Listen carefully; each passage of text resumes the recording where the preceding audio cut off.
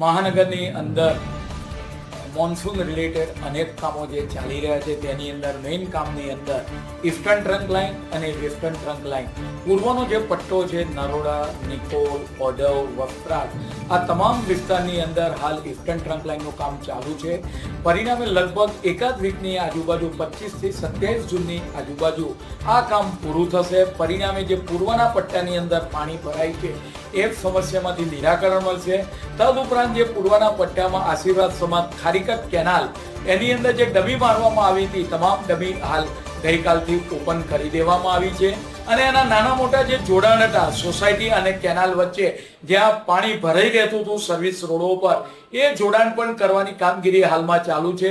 એ જોડાણની કામગીરી લગભગ 24 કલાકની અંદર 48 કલાકની અંદર એ પૂરી થશે.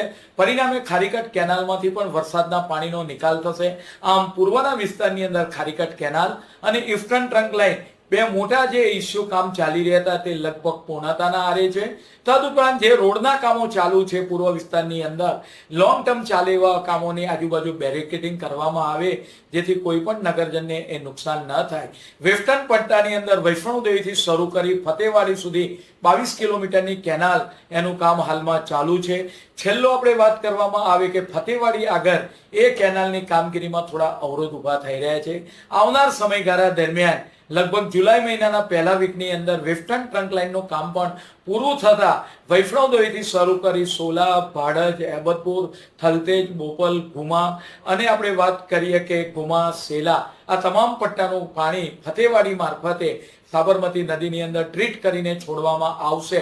આમ બંને કામો વેસ્ટર્ન ટ્રંક લાઇન અને ઈસ્ટર્ન ટ્રંક લાઇન પૂરા થતા સિટીને જે પાણીની સમસ્યા વરસાદી પાણીની નડે છે એ આવનાર સમયગાળા દરમિયાન આમાંથી આપણે વાત કરીએ કે છૂટ મળશે અને આ કામગીરી પૂર્ણ થશે. હાલ સ્ટ્રોમ વોટરનું નેટવર્ક જે સર્વિસ રોડ પર છે એ સર્વિસ રોડ મારફતે એને જોડવામાં આવી રહ્યું છે. પરિણામે ઇનલેટ બધા થઈ જતા જે આજુબાજુ જે વિસ્તારમાં પાણી ભરાઈ રહે છે વિરાટનગર વોર્ડ હોય, ઓઢવ વોર્ડ હોય, નરોડા વોર્ડ હોય ત્યાંની જે સમસ્યા છે એ ખારીકટ કેનાલના કારણે આ સમસ્યા પાણી ભરાવાની એ દૂર થશે. 40 લાખ વૃક્ષો ગ્રીનરી વધે ગઈ સાલ 30 લાખ વૃક્ષો વાવવામાં આવ્યા હતા. આ વખતે મિશન મિલિયન 4 અંતર્ગત 40 લાખ વૃક્ષો વાવવાનું આયોજન કરવામાં આવ્યું છે. પરિણામે આજની કમિટીની અંદર જે અલગ અલગ નર્સરી પાસેથી જે 21 લાખ રોપા જે મહાનગરપાલિકા દ્વારા ખરીદવાના છે એ કામને મંજૂરી કરવામાં આવી છે અને એને જીએફટી સાથે જે કોમ્પ્રેહેન્સિવ ટેન્ડર હતું એને જીએફટી થી અલગ કરીને પરિણામે તેનાથી મહાનગરપાલિકાને લગભગ 5 થી 6 કરોડનો ફાયદો થશે. તદુપરાંત જો ભૂતકાળમાં પણ આપવામાં આવેલા હશે જીએફટી સાથે તો એની પણ રિકવરી કરવામાં આવશે.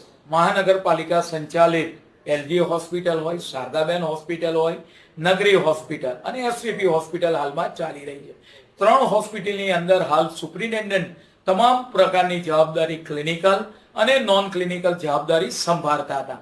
આવનાર સમયગાળા દરમિયાન જે વહીવટી બાબતો છે એના માટે નોન ક્લિનિકલની જગ્યા ઊભી કરવામાં આવી છે. પરિણામે એચઓડી કક્ષાના અધિકારી આ બધી જ્યાં જવાબદારી પોતે સંભાળતા હશે તો દાખલ થતા દર્દીઓને પણ પ્રાઇવેટ જેવી સુવિધા મળી રહે, હોસ્પિટલ સારી રીતે ચાલે, એની સફાઈ હોય, સિક્યોરિટી હોય, મેડિસિન બાબતે હોય. આમ નોન ક્લિનિકલ બાબતનું ટેબલ આખું વર્કલોડ અલગ કરવામાં આવ્યું છે અને ડોક્ટરના માથેથી આ ભાર ઓછો થતા સુપ્રિન્ટેન્ડન્ટ માથેથી તે હોસ્પિટલ પેશન્ટો પૂરતું સારી રીતે ધ્યાન આપી શકશે. આમ હોસ્પિટલની સેવા સારી રીતે ચાલે એ માટે 2 ભાગમાં એનું ડિવિઝન કરવામાં આવ્યું છે.